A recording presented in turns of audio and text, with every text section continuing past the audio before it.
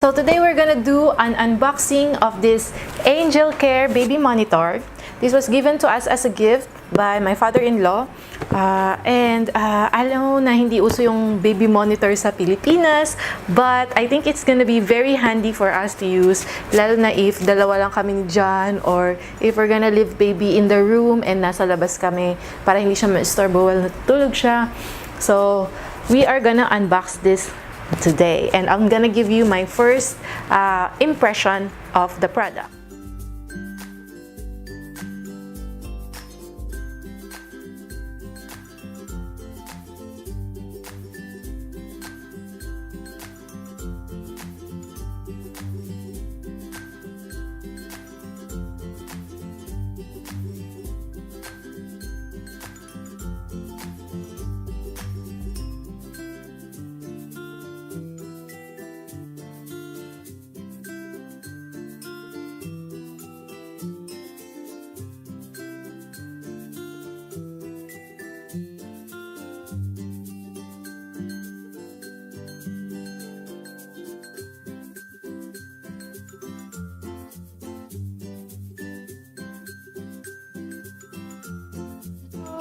This baby monitor comes with, ito yung unit na nasa baby's room, tapos ito naman yung dadalhin mo sa, sa'yo, everywhere you go. So, I really like na it's white and it's very sleek. Ang ganda ng ng itsura niya, ng kanyang packaging, kumbaga. Napakaganda. And this one, itong nasa my baby, I like this one kasi meron siyang parang ring light na night light mo siya, and meron siyang on and off switch dito. First impression ko sa kanya is really nice kasi it comes, the box comes with a battery. It's gonna use 4 of these AAA batteries, pero I've noticed na dito sa loob though 4 na battery ang kailangan niya. So, I don't know why kulang ng isang battery. Pero yun, that battery is going to be a backup power system pag magkaroon ng brownout. Kasi this comes with this, this saksakan. May saksakan siya. So, isasaksak mo siya dito. And, so yun yung unit ng pang baby. Gusto ko siya talaga kasi ang ganda ng itsura niya. Hindi siya yung parang corny na colors. I really like, it's very sleek. Tapos, as you can see sa unboxing, this baby monitor comes with a sensor pad. So, ito yung sensor pad.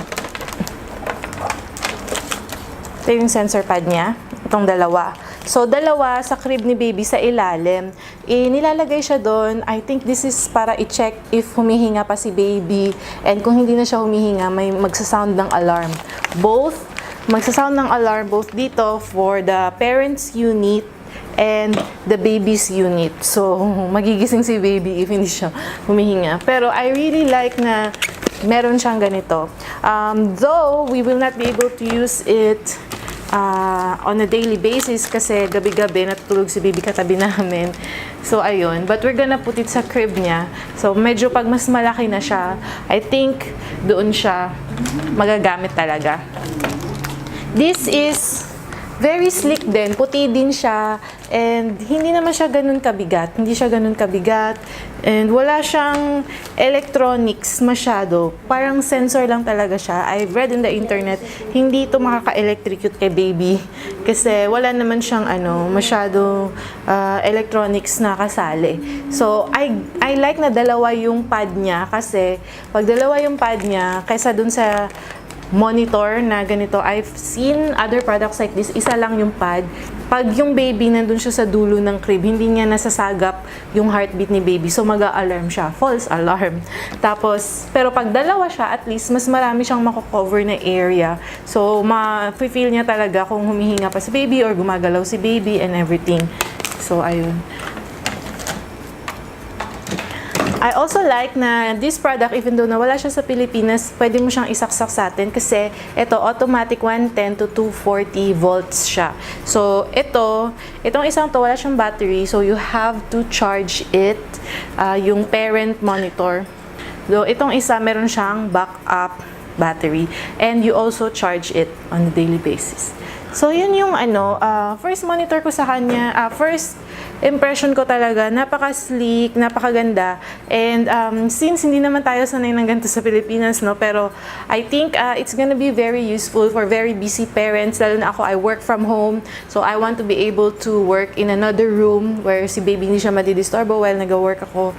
And also, when John and me are gonna have dinner or lunch, ikikip namin siya sa kwarto. And yun ang plan namin for this baby monitor. So I'm going to use them now, and maybe I'm gonna make another video review about it once I got more information. But so far, that's my review of first impression of it. I like the color. It's all white. It looks very sleek. And I like na yung volts niya, very adaptable sa Pilipinas. And I like na dalawa yung pads niya kasi it's gonna be good to sense baby kung okay ba siya or hindi. And magkakaroon siya ng less false alarms sa ganun.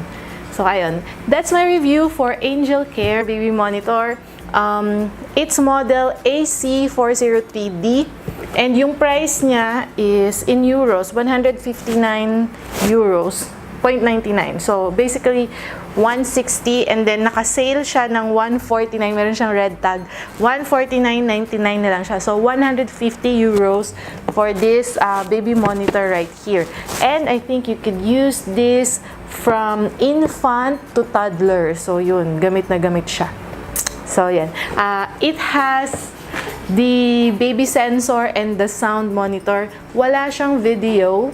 So, yun lang. Wala siyang video. Which is I like as well. Kasi, sabi nila yung video daw na-hack ng ibang tao and then they can see your baby and so on.